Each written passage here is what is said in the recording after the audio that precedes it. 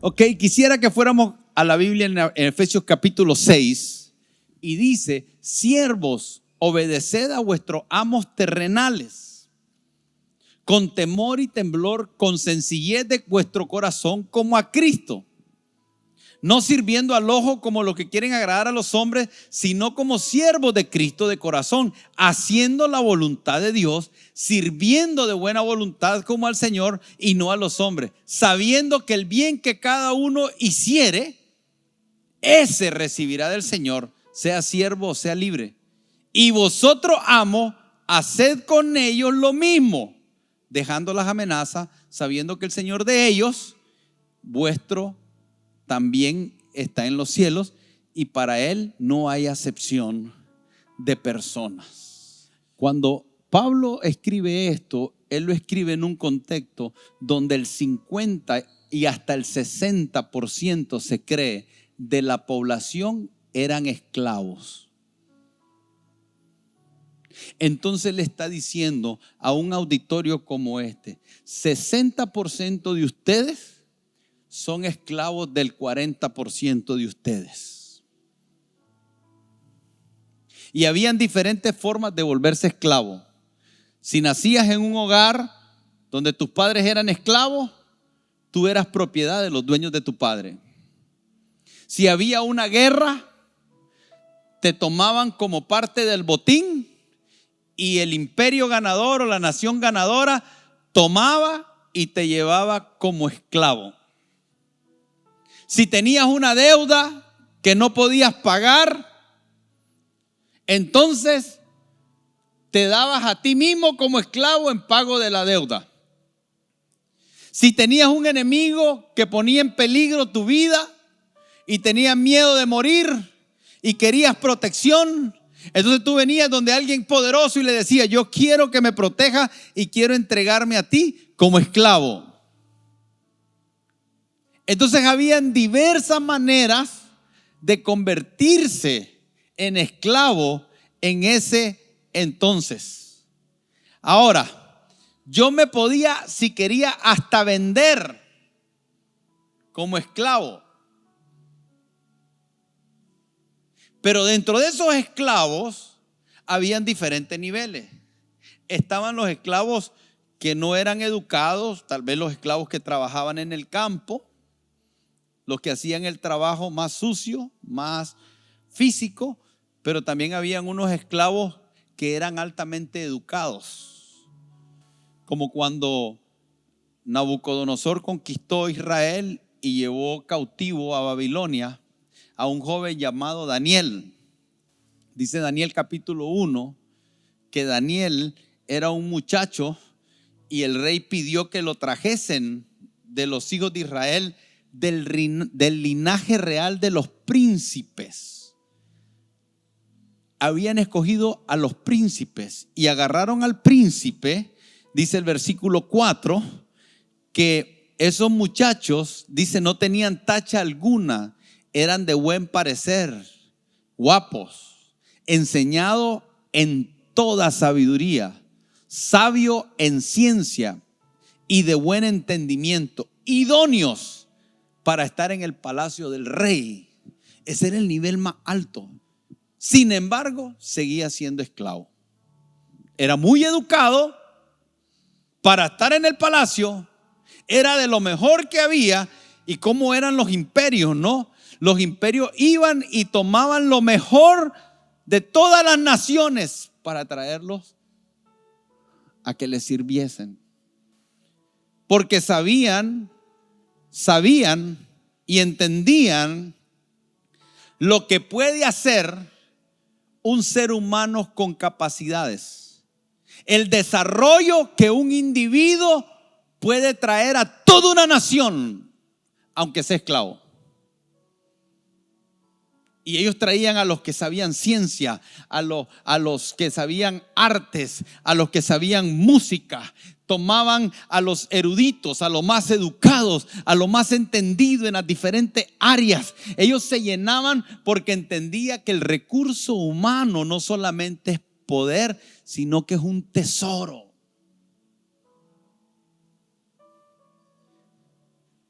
Cuando Pablo está hablando esto, está hablándole a una sociedad que el 60% era esclavo. Ahora, cuando estamos hablando de esto, Pablo no está escribiendo de tal manera que diga, bueno, vamos a hacer una revolución y vamos a irnos en contra de la esclavitud, porque primero eran unos pocos, no eran un poder político y no esa era la intención. No era esa la intención. Entonces, en esa sociedad donde un 60% era esclavo y un 40% era libre, Pablo se detiene a hablar no al mundo, sino a aquellos que eran creyentes. Porque dentro de los nuevos creyentes habían algunos que eran esclavos, pero habían algunos que eran amos. Y entonces lo que Pablo está tratando de introducir es el diseño de Dios al cual no están acostumbrados, contradice el sistema de este mundo, el que conocemos, para que nos introduzcamos a un diseño divino dentro del cual Dios quiere que como hijos de Dios nosotros podamos desde ahí relacionarnos. Ahora, hoy no tenemos esclavitud. Hoy no le llamamos amos ni esclavos, pero le llamamos dueños de empresa, jefes, gerentes, supervisores. Y hoy ya no se utiliza tanto la palabra empleado, ahora se utiliza un poco más nice, menos ofensiva, pero que dice lo mismo, colaboradores. Y parece como que estuviéramos dignificando diciendo colaboradores, pero la función es la misma. Y aunque digas colaborador, los tratan igual, los ven igual, solo que pusieron una palabra un poco más políticamente correcta. Pero se sigue moviendo lo mismo. Entonces nosotros vemos una lucha que se está dando, un problema histórico que la iglesia necesita resolver. El problema histórico es que tenemos empleados, la escritura le llama siervos, esclavos, pero que hoy vamos a usar el término empleado, que son irresponsables, que tienen falta de diligencia, que carecen de disciplina, que tienen un bajo nivel de compromiso, de integridad y de lealtad, que produce que aquellos que son amos, que son gerentes, jefes o dueños de compañía, estén inconformes con el proceder de ellos. Pero que por otro lado tenemos jefes que son egoístas, que son avaros, abusivos con sus empleados, desconsiderados, que solo piensan en ellos y en nadie más. Y que el empleado se queja del empleador y el empleador se queja del empleado. El gerente se queja de su empleado y el empleado de su gerente. El jefe se queja de los que están a su cargo y los que están a su cargo se quejan de él. Y hay un conflicto que la sociedad quiere resolver. Y que hablamos de salario mínimo y que hablamos de poderles dar el permiso para que se organicen en sindicatos y puedan defender sus derechos. Y entonces entramos en todo ese conflicto, que hay una huelga, que ahora se fue la compañía de aerolíneas a huelga y que el otro se fue a huelga y que lo seguimos viendo y que no es algo que se ve que se va a solucionar a un mediano plazo ni a un largo plazo. Y que eso produce que los ambientes laborales se vuelvan hostiles, donde hay gente que va a trabajar como que si fuese a una tortura, y donde hay dueños de empresas que van a trabajar como que si fuesen al barrio más peligroso, donde te matan con flecha. porque tienen miedo que los roben. Desconfían e inventan todo tipo de procedimientos para evitar ser robados. No lo pueden mandar a echar gasolina porque en vez de echar 100, que le dio 100, echa 90. Y después inventaron una tarjeta para ir con una tarjeta, pero ahora resulta que si el de la tarjeta se pone de acuerdo con el bombero, de todas formas lo hacen. Y cada cosa que se inventa para tratar de evitar, hay una forma de romper la regla y que continúe la corrupción. Pero que a la misma vez los dueños de empresas, su pecado más grande es la avaricia, y por hacer más oprimen a aquellos que están bajo ellos. Y la economía del mundo se vio afectada porque en Estados Unidos habían compañías que la mano de obra era muy cara, y para no pagar esa mano de obra la sacaron las empresas a otros lugares y la llevaron a otros lugares del tercer mundo. Y cuando llegaron dijeron: aquí la gente está tan muerta de hambre que no necesitamos pagarle lo que es justo. Y vamos a llegar y vamos a obligar a los países a que no nos cobren impuestos. Vamos a obligar a los países a que nos den privilegios, y seremos más ricos y más ricos, pero no retribuiremos con nada a aquellos que son parte de nuestra compañía.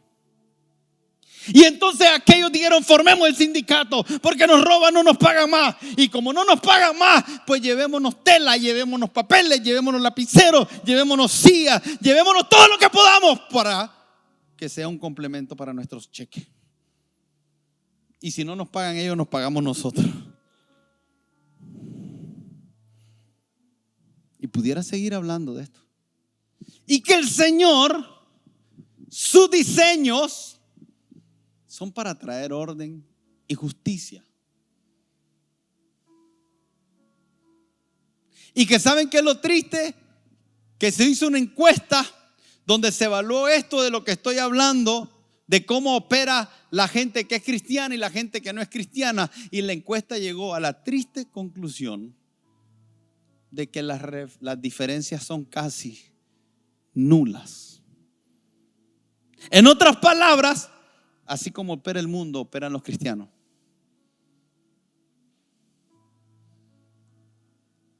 ¿Por qué? Porque no hemos entendido que el domingo somos iglesia, pero también el lunes en nuestro trabajo. Y hay un cortocircuito en el cual creemos que esto es algo de domingo y mañana lunes se trata de un cheque. Porque hemos visto mal y creemos que el trabajo es un asunto de un cheque, cuando es mucho más que eso. Y por eso es que aquí nos dice en Efesios capítulo 6, el verso 5: siervos, obedeced a vuestros amos terrenales con temor y temblor, con sencillez de vuestro corazón, como a Cristo, no sirviendo al ojo como los que quieren agradar a los hombres, sino como siervos de Cristo de corazón, haciendo la voluntad de Dios, sirviendo de buena voluntad como al Señor y no a los hombres, sabiendo que el bien que cada uno hiciere, ese recibirá del Señor, sea siervo o sea libre. Y vosotros, amos, haced con ellos lo mismo, dejando las amenazas, sabiendo que el Señor de ellos es vuestro Señor, el que está en los cielos, y que para Él no hay acepción de personas. Entonces Él está tratando de decir: ok, ustedes son esclavos, ustedes son amos. Vamos a poner la perspectiva del diseño de Dios independientemente de lo que ustedes sean, porque Dios no hace acepción de personas. Y eso lo que significa es que habrá un momento en la vida de que sea amo o sea esclavo, le vas a entregar cuentas al Señor. Le vas a entregar cuentas al Señor de cómo fuiste un amo con lo que se te dio y le vas a entregar cuentas al Señor si lo que te tocó fue simplemente ser alguien que trabajaba y laboraba para alguien más. Y el consejo comienza diciendo: obedezcan a vuestros amos terrenales. En otras palabras, en la practicidad de hoy es: queridos hermanos que trabajan, asegúrense de que cuando están en sus centros de trabajo, ustedes desarrollan la capacidad de obedecer. Obedecer es ponerse bajo autoridad. Que usted pueda tener la perspectiva correcta de la persona que han puesto por encima de usted como una autoridad. El Señor espera que tú te pongas bajo esa autoridad, que tú aprendas a escuchar a esa autoridad, que tú sigas las órdenes de esa autoridad, que lo cumplas, porque no es una opción, es un término militar que tiene un cumplimiento obligatorio. Estamos supuestos a responder a la voz de aquellas personas con las cuales laboramos, que están en una posición de autoridad. Y no solamente lo deja ahí, sino lo dice ¿cómo? Nos dice con temor. Ahora, ese temor, piensa en un esclavo. El esclavo tenía temor a qué? El esclavo tenía temor a que el amo lo pusiera con una cadena en un palo y lo latigara hasta que le partiera la piel. El esclavo era propiedad y en muchos casos no era considerado ser humano. ¿Y sabe qué es lo triste de esto? Que en lugares como Estados Unidos, habiendo sido fundada bajo cristianos, la esclavitud duró por muchos años y muchas veces los amos maltrataban a los esclavos tomando este versículo y diciéndoles que tenían que obedecer, pero no leían la otra parte. Les estaba vedado por la dureza del corazón. Al igual que hoy muchas personas, a pesar de que escuchen este mensaje, que están aquí o pudieran estarme viendo, continuarán maltratando a las personas que están bajo ellos y tratándolo injustamente, cuando el Señor a través de su palabra está diciendo que cuando hacemos eso tendrá una recompensa.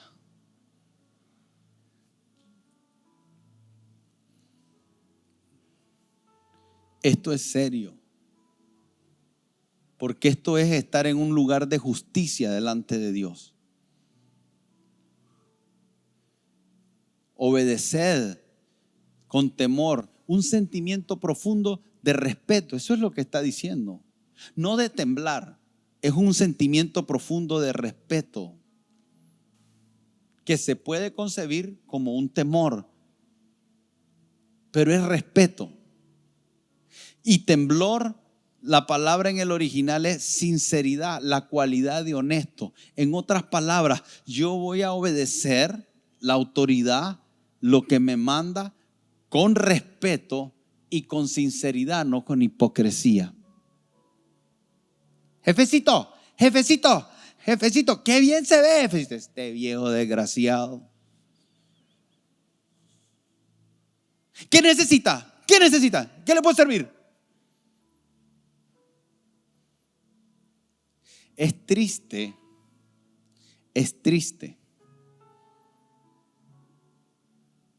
Y yo quisiera que los nicaragüenses no fuésemos conocidos por ser personas así.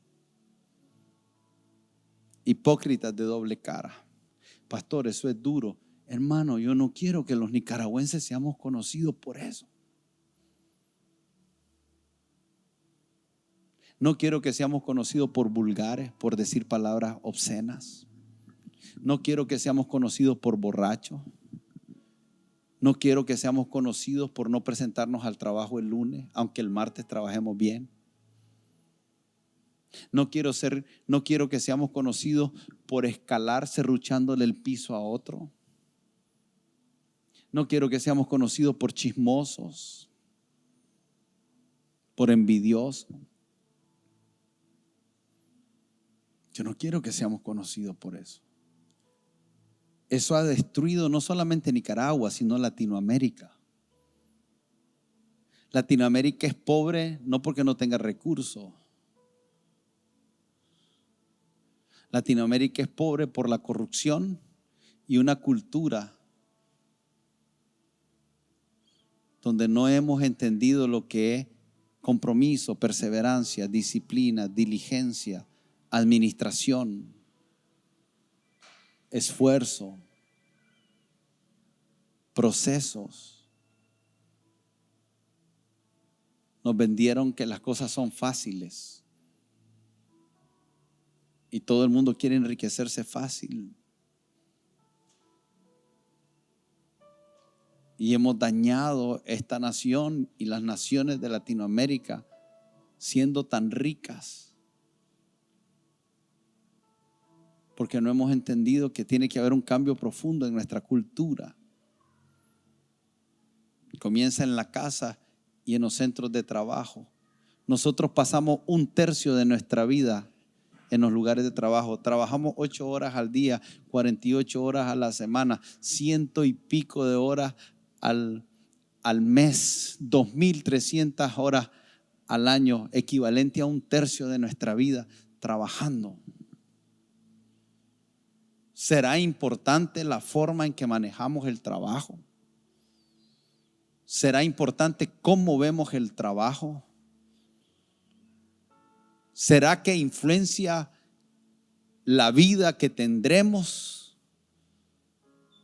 ¿O simplemente es un trabajo y no tiene gran relevancia? ¿Cómo mira usted su trabajo? ¿Y cómo mira a las personas con que usted trabaja? Obedezcan con temor, con temblor, con sencillez de corazón. En otras palabras, que lo que hagan, lo hagan sin hipocresía, pero lo hagan desde una posición sincera, fiel, honesta, transparente, desde un estado del corazón que está en contra de todo engaño y de toda astucia. Obedecemos con temor, como se espera de nosotros. Y cuando se trata de eso, hay amos que son difíciles de soportar. Dice Primera de Pedro capítulo 2 verso 18, dice: criados, otra vez refiriéndose a los empleados, están sujetos con todo respeto a vuestros amos. Escuchen lo que dice: no solamente a los buenos. Es que usted no sabe el jefe que tengo. No solamente a los buenos y afables, sino también a los difíciles de... ¿Sabe lo que está diciendo Pablo aquí? No me pongas excusas de cómo es tu jefe. Haz tu parte, porque los difíciles de soportar siempre estarán. No esperes encontrar un lugar de trabajo donde las condiciones sean perfectas. ¿Sabe qué es lo triste? Que hay un montón de gente que renuncia y se va porque andan buscando al jefe perfecto y no entienden el porqué de esas cosas. Pero también nos dice Primera de Timoteo capítulo 6, dice que los que tienen amos creyentes no les tengan en menos por ser hermanos, sino sírvanle mejor. Explíqueme cómo puede ser que alguien que le trabaja a un cristiano lo puede tener por menos. ¿Sabe qué significa eso? Significa que te vuelves perezoso porque crees que es hermano y como es hermano te tiene que aguantar. Y una frase muy común en la iglesia es: me despidió y es pastor. Es que no. Me despidió y es cristiano. No. Las empresas no son centros de beneficencia. Escuche lo que estoy diciendo. Y entonces, ¿qué soy? Ya le voy a explicar.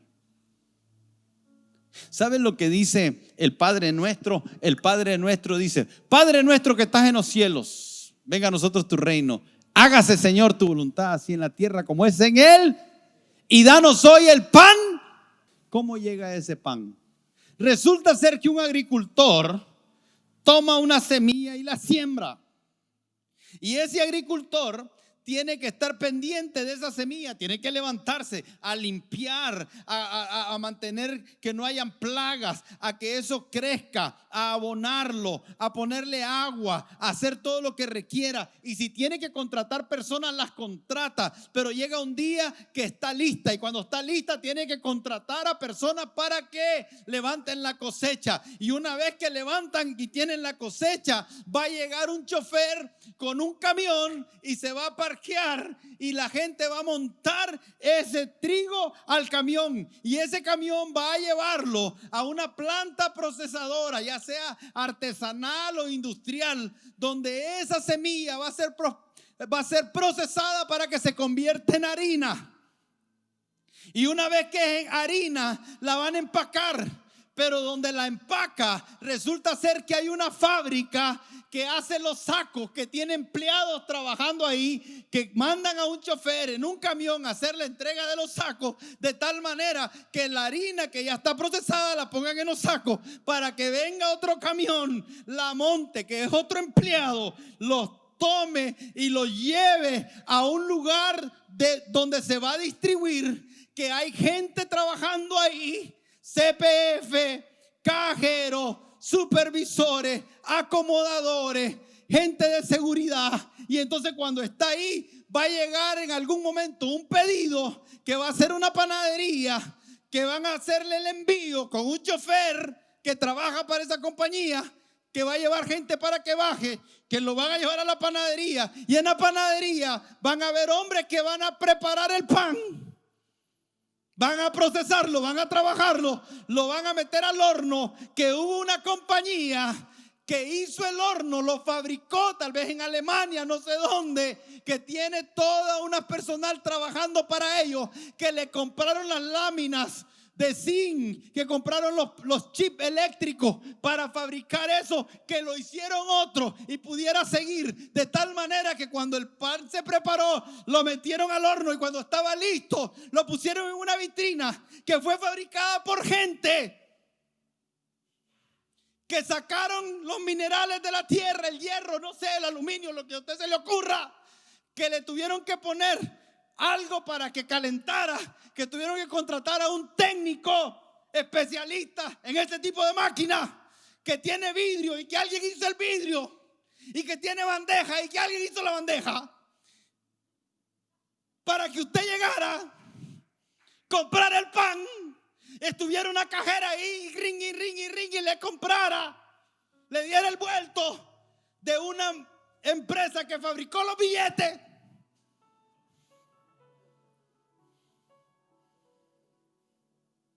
que los sacaron de un banco, que hay un cajero con otro CPF, con una señora que te da café cuando llegas al banco. ¿Quiere café? Y que ahora te lo empaca en una bolsa, que hay una fábrica que hace bolsa, que tiene seguridad, que tiene empleados, que compró la materia prima en otro lado, y que cuando te la da le pedís servilleta y es otra fábrica, y la cuchara es otra fábrica, y que después él sale de la panadería, se monta en un carro que lo fabricaron en Japón, que lo trajeron en barco con un capitán, que estudió en una universidad, que le pagaron a un profesor, que compró libros, que los escribió otro, y que ahora la agarra y va para su casa, que la construyó un albañil, que era parte de una compañía de un arquitecto, que tiene cargadores, que tiene camiones, que tiene un dueño, que tiene una secretaria, que tiene alguien que limpia los baños, pero que se le olvidó echar gasolina y pasó por la gasolinera, que hay un bombero, que llegó un camión a echarle a la bomba, al tanque, que lo trajo de Corinto, que hay un CPF que le da la salida y le da la entrada, y que finalmente llega a la casa y la mamá y el papá y los hijos se agarran de la mano y dicen esto: damos gracias, Señor, por este pan de cada día.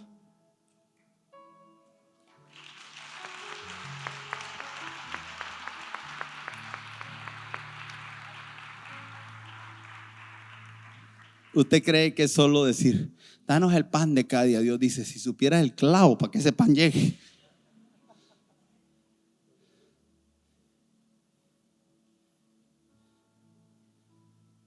Pan.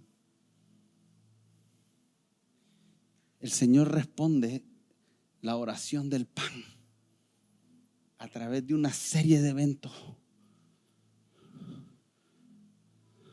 de relaciones de trabajo, que hacen que la economía camine del mundo.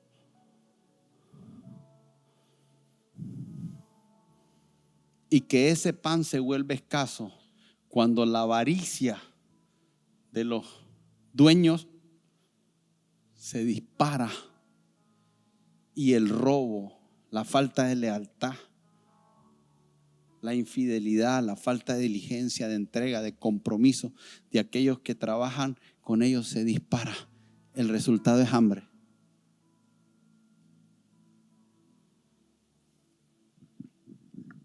Entonces el empleador quiere billetales de ganancia, quiere que sus utilidades sean muchas. El consumidor quiere comprar al mejor precio, lo más barato posible. Y el empleado quiere el mejor salario. ¿Cómo se logra eso?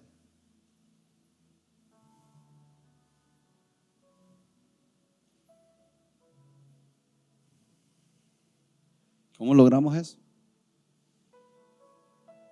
¿Cómo logramos que todos estén felices?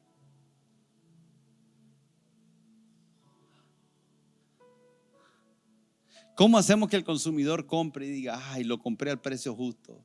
Y el trabajador diga, ay, me están pagando lo justo. Y el empresario diga, estoy ganando lo justo.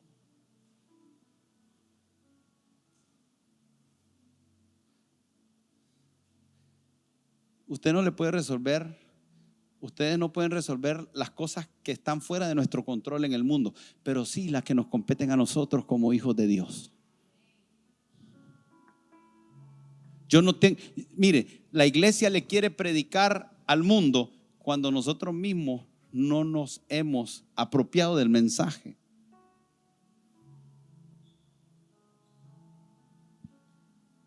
Y hablamos de las injusticias de nuestros empleadores, y hablamos de la injusticia de aquello y de la injusticia de allá. ¿Y cuánta justicia hay en nosotros?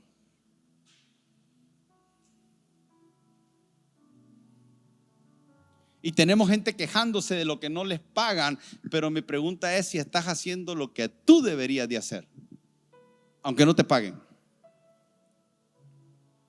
Porque cuando nosotros leemos lo que aquí está diciendo Pablo, dice, obedeced a vuestros amos terrenales, aún a los que son difíciles de soportar. Dice, obedézcanlos. ¿Cómo? Con temor y temblor, con sencillez de vuestro corazón, como a Cristo. Dice Tito, exhorta a los siervos que se sujeten a sus amos, que agraden en todo, que no sean respondones. ¿Alguno de ustedes es respondón? Respondemos mal. Esa palabra responder es contradecir, hablar en contra, estar en desacuerdo, oponerse, ser respondón. Ustedes saben cuántas personas en una junta, cuando está el gerente dirigiendo, se dirigen a él de manera incorrecta, irrespetuosa, contradiciendo. Hay cosas que a su gerente usted se las dice usted en privado. Hay mucho consejo aquí. Entonces la pregunta es, ¿cómo debemos de ver el trabajo? ¿Cómo debemos de ver el trabajo? Primero, lo dije hace un momento, el trabajo es un medio para suplir el pan de cada día. Apunte esto. Usted no puede pedir el pan de cada día y ser negligente con su trabajo, porque a usted le va a faltar el pan, pero le va a faltar el pan porque fue negligente con su trabajo. El trabajo se cuida, porque el trabajo es el medio que el Señor usa para proveerte el pan de cada día. Hay gente que no está viendo el pan de cada día porque han sido negligentes con su trabajo. y perdieron su trabajo y entraron en crisis porque no entendieron respeto, no entendieron diligencia, no entendieron compromiso, no entendieron lealtad, no entendieron humildad, no entendieron honra, no entendieron cumplir con las asignaciones que se le entregan. Y entran en crisis del pan de cada día porque no vieron el trabajo como el medio que Dios da para que tengamos el pan de cada día. Por eso la Escritura dice: el que no trabaje, que no dice, el que no trabaje pide el pan de cada día. No, hermano. El que no trabaja, dígalo como que alguien, que usted quisiera que alguien que no trabaja y siempre está pidiendo que lo oyera. Así dígamelo. Yo lo voy a decir: el que no trabaja, ¡que no coma! Yo no estoy diciendo el que no tenga empleo. Yo estoy diciendo el que no trabaja, el que está en la casa, no tiene trabajo, pero se levanta a las 11 y es capaz ni siquiera de lavar su propio plato.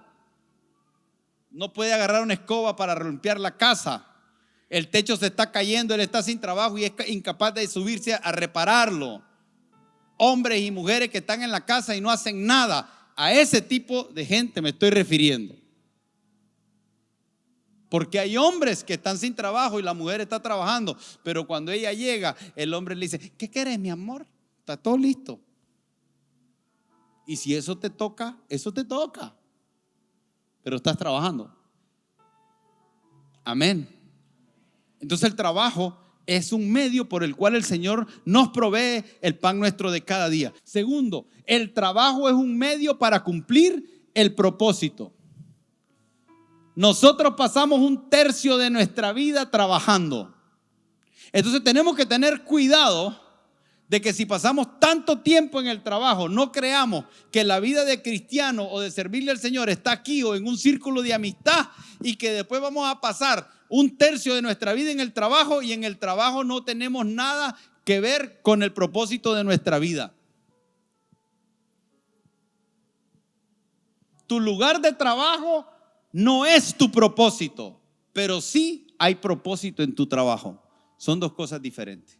Hay cristianos que solo están trabajando para sobrevivir, porque no han visto el propósito y están frustrados y están cansados. Y algunos están diciendo: yo quiero servirle al Señor, yo quiero servirle al Señor, yo quiero dejar el trabajo para servirle al Señor. Servirle en tu trabajo. Hay propósito en tu trabajo. Hay mucha gente que está frustrada con donde trabaja porque no han visto que ese lugar de trabajo, por el contrario, a ser un lugar que te detiene, es un lugar en el cual Dios te puede impulsar. Por eso es que a pesar de que Daniel y sus amigos estaban esclavos, aun cuando estaban esclavos, ellos estaban cumpliendo su propósito.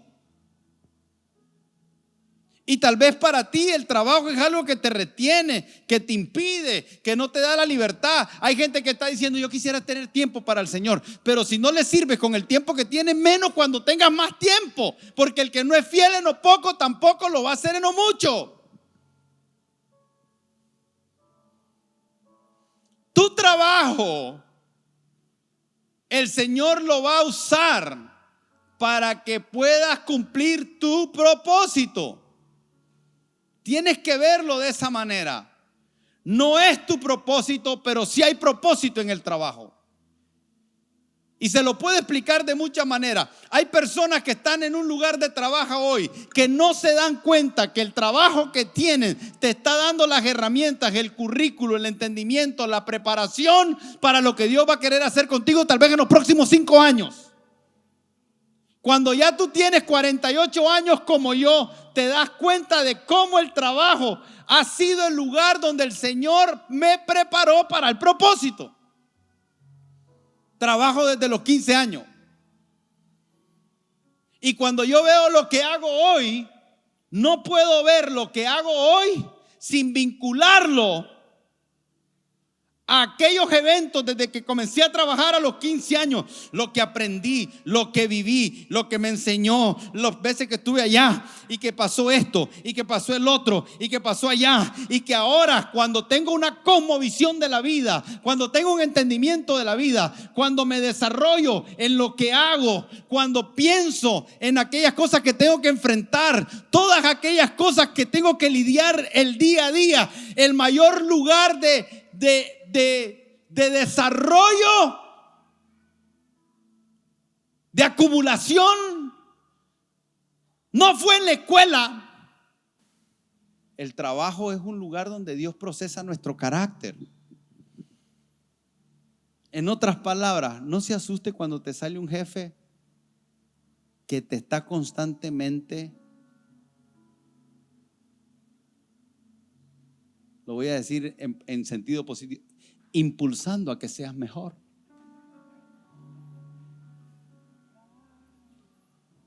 Que quiere sacar lo mejor de ti. ¿Sabe cómo mira la gente a esa gente? Imagínate Johnson, vení. Imagínate Johnson. Johnson trabaja conmigo. Y digamos que yo soy alguien que hace las cosas bien. Y entonces ahora tengo a Johnson a mi lado. Y Johnson, cuando yo le digo, levántame eso, él se queja, se frustra, porque no entiende el proceso, no que yo deliberadamente estoy haciendo con él, sino el proceso que el Señor pudiera estar haciendo con él. Johnson, ponelo allá, por favor. Allá, de aquel lado. Dale, ponelo. No, pero ponelo, dale, levantarlo, no podés. Estás tan débil. Dale de comer a este chaval, Marcela. Lo pusiste mal, porque a mí me interesa escucharme. ¿Por qué no lo volteas para que yo me pueda escuchar? Pero, ¿para allá o para acá? Y él pudiera estar diciendo en su mente, ¿y para qué lo movió donde estaba? Si donde estaba está bien. ¿Qué te importa a vos?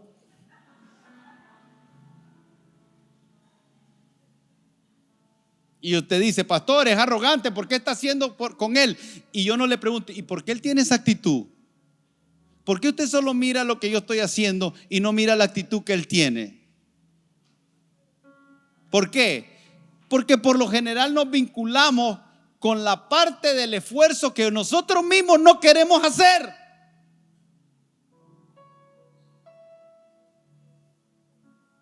No queremos hacer. Ponerlo a como estaba mejor, porque no me gusta. Y entonces cuando yo comienzo a ver esa actitud en él comienza a desarrollar una reputación de un hombre que cree que se la sabe toda, que sabe más que yo, que es perezoso, que no tiene buena actitud, que no tiene buena voluntad, pero de repente sale otro. Vamos a poner a la Emira que se agache. ¿Cuántos dicen amén? ¡Ay! La Emira, hazme un favor, movémelo. Mire que viene sonriendo el hombre. Sí, ese. Y ahí estás igual que el otro. Puede hacerlo más para allá. Se da cuenta que no sabe. Mire, espérate. Dice se puede dañar. Entonces ahí es donde uno mira cosas que él no ve. Si lo haces para allá, se acorta el mecate y después le pones así. Él vio el mecate. Muchas veces pasa así con la gente. Tienen una visión corta. Te dicen no antes de probar. Y no hay problema, hermanos, no hay problema con no saber. El problema es no tener el corazón para aprender. No tener la actitud para aprender. Y entrar en eso. Entonces tenemos dos tipos de personas. Porque yo no voy a cambiar. Porque lo que me ha traído hasta aquí es lo que he hecho. Y yo no puedo permitir que dos personas que no han hecho lo que yo he hecho, ahora me vengan a decir cómo hacerlo cuando ellos nunca lo han hecho. Es demasiado riesgoso. Entonces un gerente está en un lugar por lo que ha logrado. Un dueño de una compañía está en un lugar por lo que ha logrado. Y alguien que sale con un título de Harvard, aunque tenga el título de Harvard, no ha logrado. Porque lo que aprendió es teórico, la práctica es otra cosa. Entonces, hasta el profesional más profesional, cuando llega a una empresa y llega arrogante, creyendo que porque sacó un máster o un doctorado ya lo sabe todo, es posible que alguien del oriental, que es millonario, que tiene un negocio, que no tiene el título, sepa más empíricamente en el terreno. Y de todas formas es el dueño del negocio, aunque vos hayas salido de Harvard. Y entonces vas a venir y de aquí en adelante vamos a caminar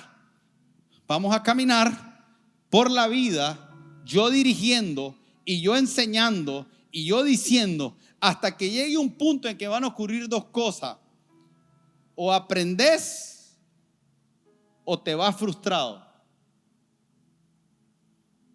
Hay gente que renuncia y dice: mi jefe la tiene contra mí, pero no sabes que tal vez tú lo llevaste ahí con tus actitudes, con la forma que no trataste a esa persona. Y que esa persona, aunque sea arrogante, porque dice que hay que soportar a los, no solo a los que son buenos y afables, sino a los difíciles de soportar, a esa persona no la viste como un instrumento de Dios para procesar tu carácter. Cuando no aprendemos a ver así, la arrogancia misma nos lleva a renunciar.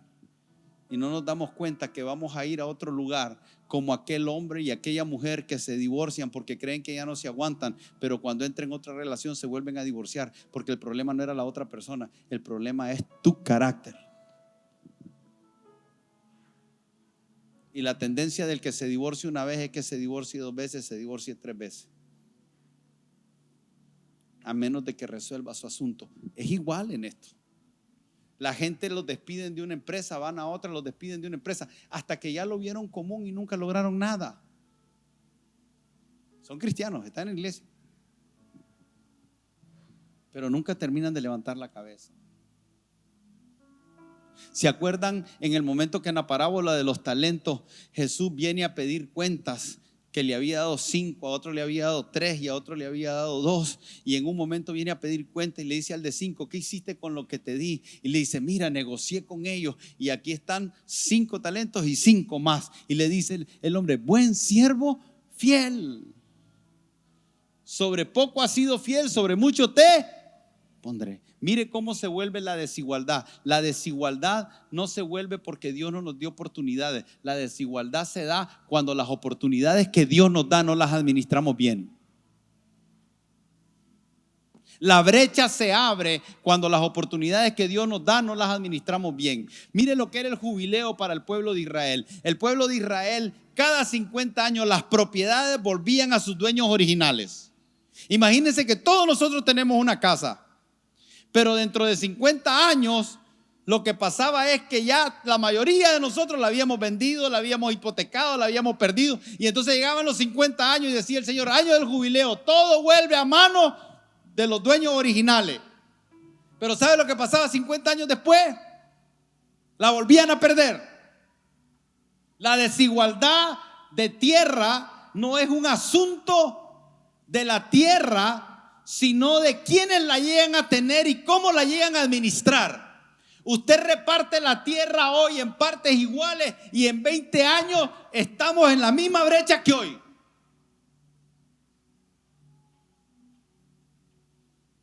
Usted agarra todo el dinero del mundo, las riquezas del mundo, lo agarra todo y lo reparte por partes iguales. Y la semana que viene ya no estamos iguales. Hoy puedes tener el mejor trabajo y en 3 meses no tenerlo.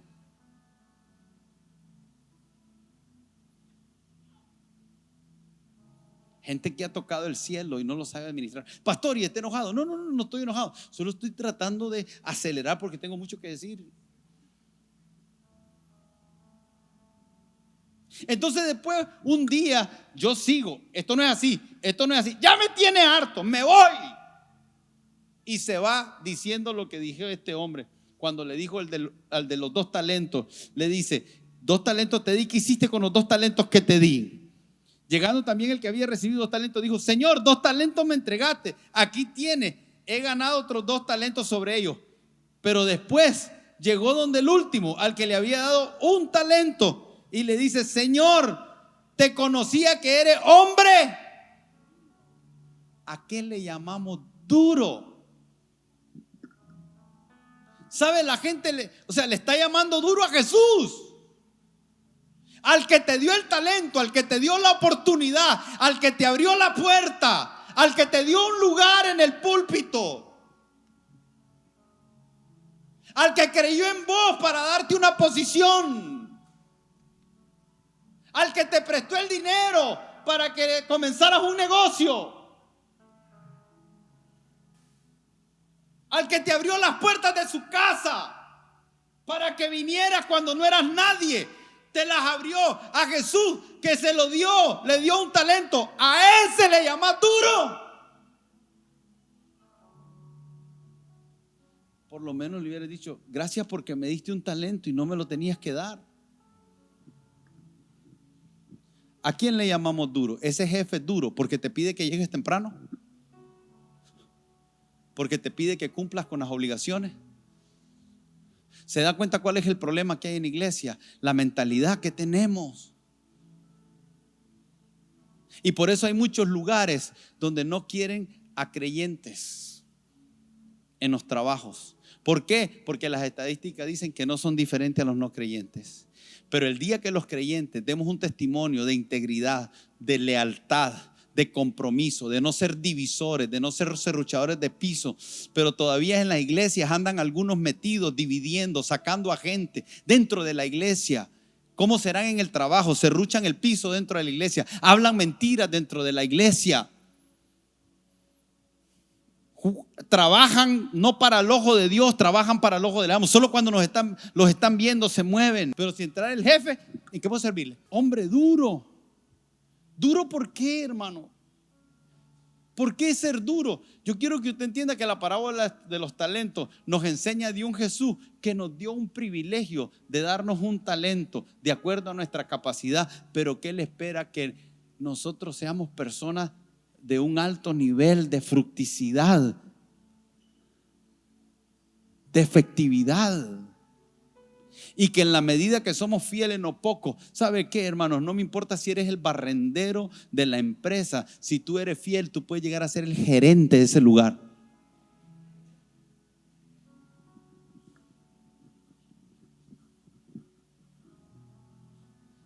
Perdonen que hable de mí, pero yo llegué como un miembro como usted aquí.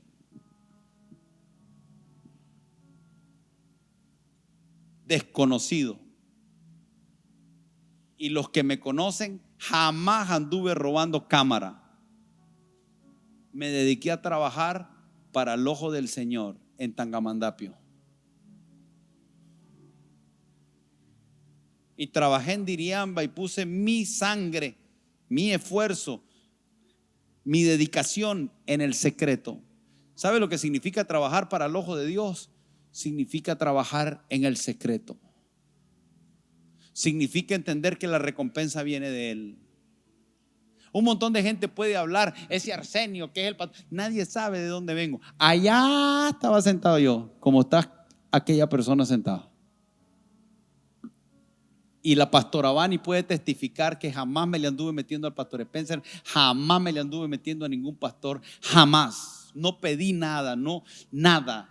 9 meses estuve trabajando en Diriamba y no recibí un centavo. Tenía que tener un negocio propio para sostenerme. Jamás pedí un salario y jamás he pedido un aumento y jamás lo pediré, porque yo sé para quién trabajo y Él sabe y Él recompensa. Y los que están aquí,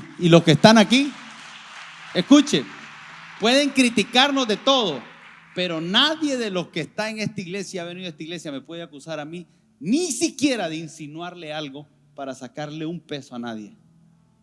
Jamás. Es más, algunas veces me invitan a comer y yo pago. Y no por orgulloso, sino porque estoy cansado de ver tanta manipulación.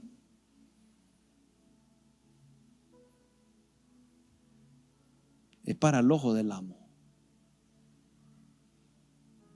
Yo no trabajé en muchas empresas, pero en todas las que trabajé llegué a ocupar cargos altos por trabajo. Cuando yo predico de esto, no solamente bíblico, es una experiencia y sé lo que es injusto. ¿Sabe quién era la última persona que debería ser el pastor de aquí? Yo. ¿Saben quién era el menos aprobado? Yo. ¿Sabe quién era el que juzgaban a veces incorrectamente? A mí. Pero cuando uno trabaja para el ojo del amo, Dios tiene la forma de poner a sus hijos donde Él quiere. Y no hay jefe, no hay empleador, no hay supervisor, no hay nadie. Y si en la empresa que estás no te lo reconocen, te saca y te lleva a otra. Pero de que te lleva donde Él quiere llevarte, te lleva.